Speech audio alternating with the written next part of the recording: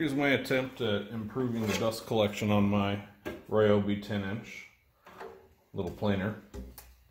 I've got a Grizzly D4262 4-inch adapter. I'm going to put it on there. Scrap piece of 1/4-inch plywood. I marked out the width of my old metal piece that was on there. It would just deflect the dust down. So I'm just going to put this guy on something like this, make it so that I could still reach my hand in there, and then I'm going to drop down about 2 1/4 inches, put a bottom on here, so this should catch all of the dust that's coming out, and let's go down there and see what that looks like. Okay, here we are. I just have some scrap 1/2-inch plywood, and this is what I'm going to do. Probably no real measuring, we're just going to mark and cut, mark and cut. We're going to drop this down. You can see that's where the chips come out. And then I'll put a bottom on this. The bottom is going to be the same thing, some scrap 1/4-inch plywood. We'll cut the hole in the top, mark that. I'll put some screws onto it, and we'll see if we can't collect most of these chips.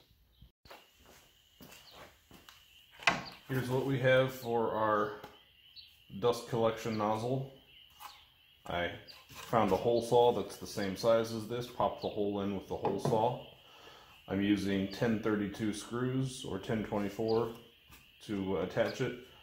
Put the round button heads on the inside for smoother airflow, and didn't want any of these bolts or nuts coming loose without me knowing it and getting sucked into the dust collector. So I put the bolts on the outside, or the nuts on the outside, bolt heads on the inside, using flat washers on both sides. And then I've pre-marked my 1/2-inch plywood, cut it. It's going to go roughly like this. And then to finish this off, we're going to just pop another piece of plywood on the bottom. So I'm going to attach these guys with some glue and brad nails, get everything held in place, make sure everything fits, and then put the bottom on. Alright, I have this assembled now, screwed in place where I want it to be. I already put the back on, so I'm just going to attach these sides, brad nail them in, put the other side on, brad nail it in, take it off, and then we'll put the bottom on as our last step. So, a little bit of glue. I have these marks, so this is my left side top. A bit of glue here. Put it on. That'll help.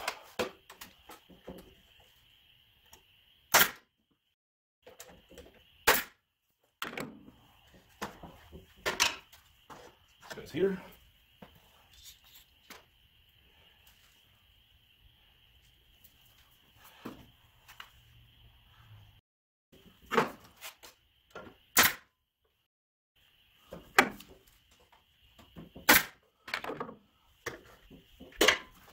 There we have it. Here we have the finished product. I glued the top and the 3 sides to the top. The bottom, I just had a piece of scrap wood laying around. This entire project was all scrap wood except for the flange and the bolts. I did not glue the bottom on. I figured I wanted to make sure this is actually going to work, and if I have to do any modifications, maybe put some corners in here just to keep chips from sitting in the corners or something. Maybe I will end up popping this bottom off, so I figured it'd be best to just brad nail it in. There's going to be plenty of airflow coming in. This thing doesn't have to be perfectly sealed. So this is what we have. Let's put it on and see how it works. Let's do it.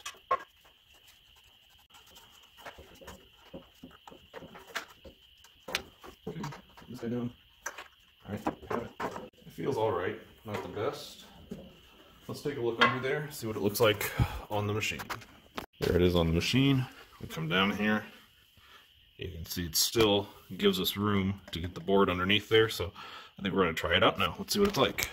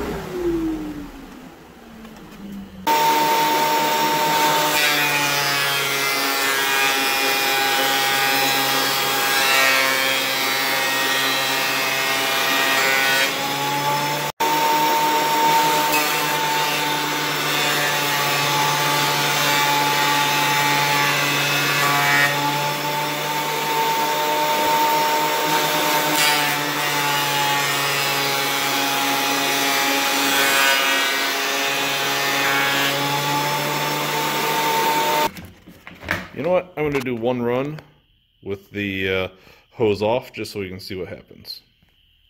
Alright, let's test this out. Hose off run. This is cedar. It's got some pretty big knots in it. We'll see what it does.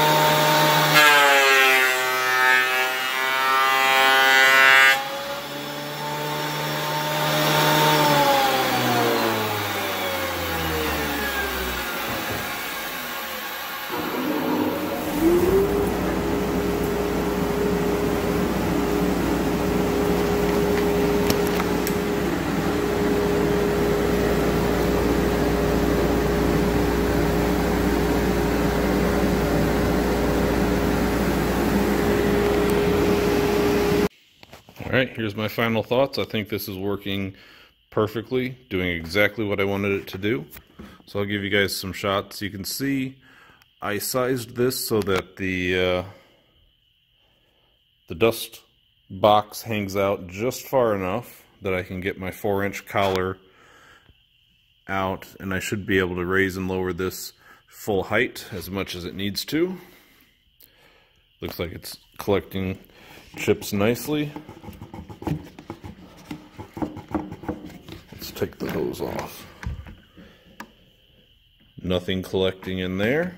Very nice.